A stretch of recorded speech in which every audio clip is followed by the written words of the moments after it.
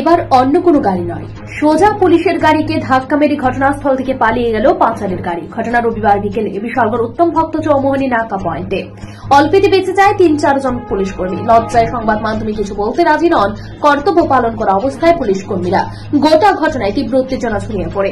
অভিযুক্ত গাড়িটিকে আটক করতে মাঠে নামে সিপাহীজলা পুলিশ প্রশাসন। তবে পাচার গাড়ির আবার পুলিশকেও বুঝিয়ে দিল, আমাদের গাড়ির সামনে দাঁড়ালে তার পরিণাম কি হয়।